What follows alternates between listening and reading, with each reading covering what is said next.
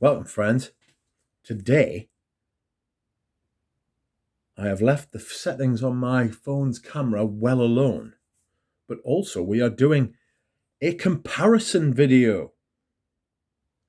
New.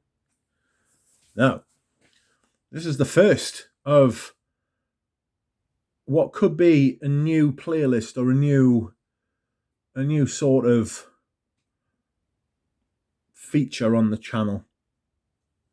Not necessarily my idea. I think Ramsey came up with it, but it's a good idea nonetheless. I asked him today, I said, I want to make a video. And I said, but I'm struggling. What should I do? What should I review? What should I talk about? What should I do? And he said, why don't you do a comparison video between the Cuir de Russie from Chanel you've got and the Cuir de Russie from Chanel that I sent you? Meaning him, not me, him. You follow? No problem. This is a sample of Cuir de Russie that Ramsey has got. This is a 1980s bottle when Jacques Polge decided to bring back Cuir de Russie, and this is pre-barcode, I believe.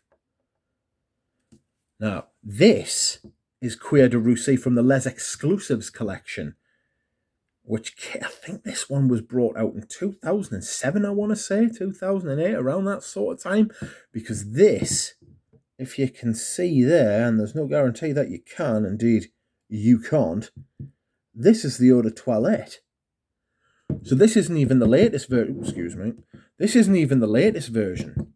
This is an eau de toilette as well. So these are both eau de toilettes, but this is a mid to late 2000s, and this is a 1980s.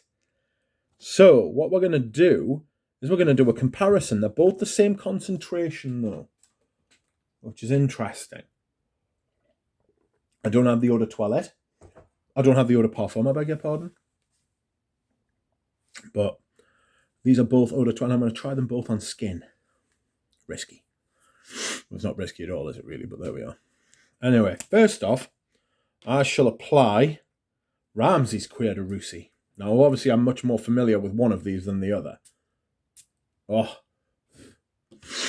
there we go. Can't smell that yet. Oh, sugar and spice. You can see why I'm always making that clanking sound on the streams, can't you? I'm an absolute menace, like. I pick me bottles up by the lids. It's a dangerous game, but it's exciting. Right. There is a distinct smell of Russian leather in my room right now. These are on different hands. For reference, this is this one on the left, and this is this one on the right. So, I'm going to smell this one first.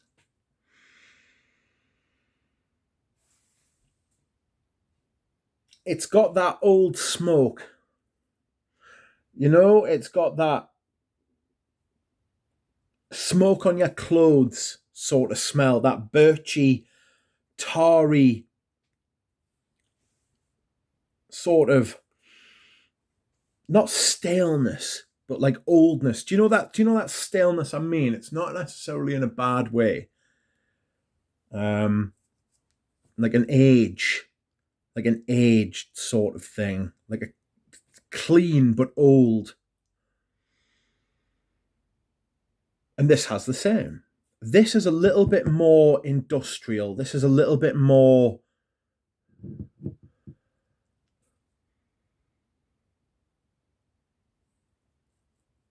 metallic, I want to say. This is more natural. Not that metal doesn't occur in nature, but you know what I mean. It's got that sort of more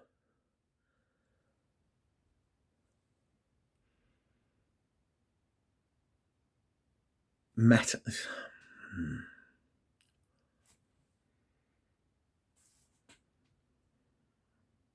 It's smokier. This one's smokier, right off the top. And this one's like a less natural freshness. It's got the staleness is a little bit more pissy in this one.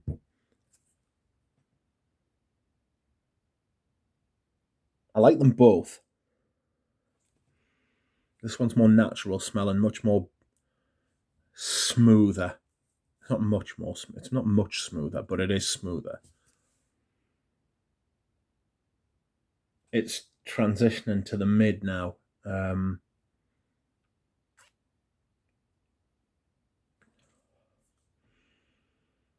This one's still got a slightly metallic sort of vibe in comparison. I've never noticed that before. I'm noticing that for the first time. It doesn't smell metallic. It's not metallic as in it doesn't have like a blood accord or like an iron accord. But I think the modern birch ingredients that are used are more synthetic, like they're different. Because I mean, birch, you wouldn't have been using birch in this one, not real birch tar, because it's carcinogenic. I'm sure they've known that for a long time as well, like a very long time.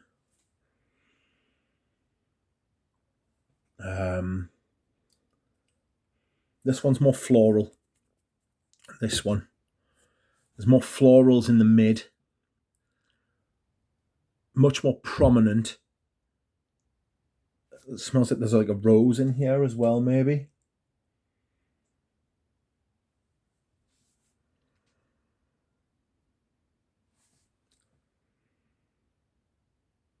This one's a lot darker. It's gone almost straight to the leather. This doesn't have anywhere near the florals this one does. The vintage one doesn't have anywhere, like the florals aren't anywhere near as prominent. Now that might be natural degradation. That might be a design. That might be by design. It might not be as floral because they might have had to have taken out a lot of what makes the fragrance that way in the modern version and had to have bulked it up. Or maybe it was a conscious decision. Maybe they thought to themselves, we're going to add more florals as because that's what modern audiences want to smell, you know? That's what we think that that's what'll keep this perfume relevant and keep it on the shelves.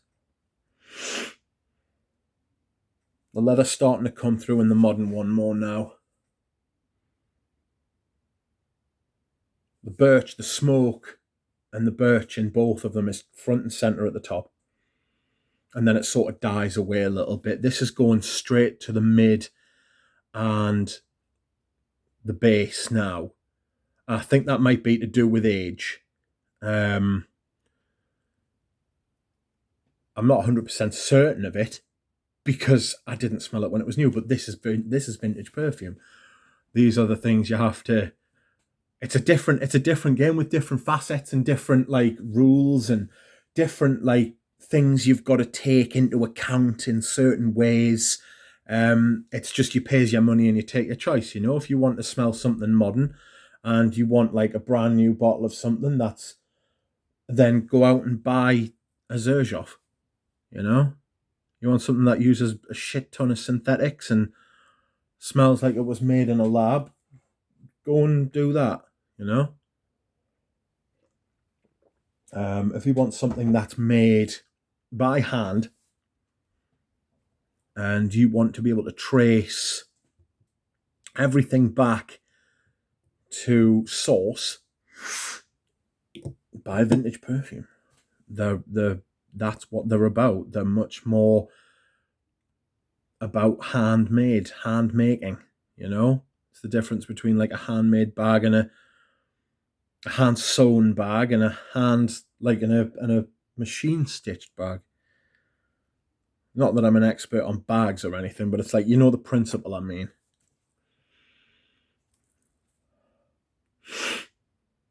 They're both very well crafted. They're both very well made, but they are different. This one's...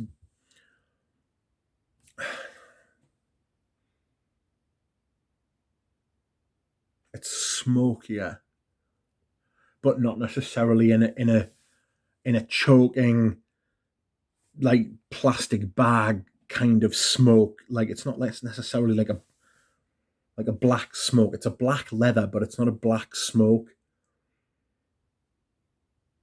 Smoke's quite palatable. It's almost as if the smoke's very far away, like something's on fire very far away, but you're wearing leather which is very close to you, like a leather jacket or some leather boots, and you can smell them, but there's also smoke on the wind far away. This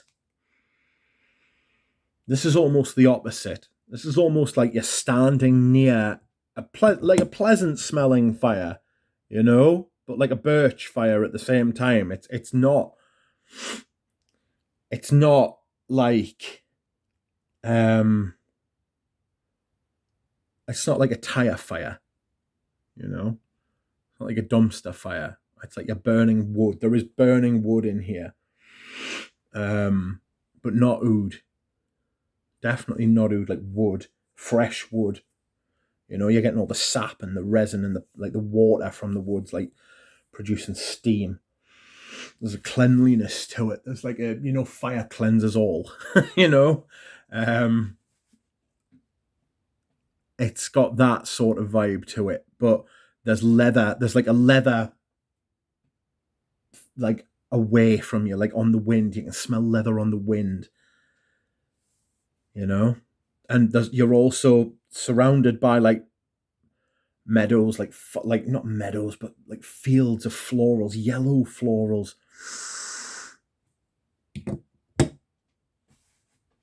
White florals, little bit of jasmine.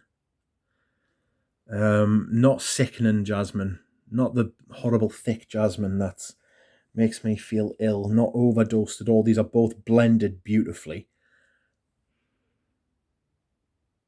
There's not much florals in this one. This is not very floral at all, whereas this is pretty floral. They've obviously, what they've had to remove from the vintage version, they have, I don't want to make it seem like they've stuffed it up, you know, like they've stuffed the fragrance with florals, but they have rebuilt, they have reconstituted the fragrance with more florals, the florals taking more precedence while still giving the same vibe. They're both very good. I would love a bottle of this. I would have loved to have smelled this in its prime. It's one of the tragedies of vintage perfume. You can't smell them when they were brand new. But this is beautiful. I'm really glad I've got this, especially the Eau de Toilette. I wish I could do an Eau de Parfum comparison with you as well. Excuse me whilst I hydrate. So let us try and draw a conclusion for you.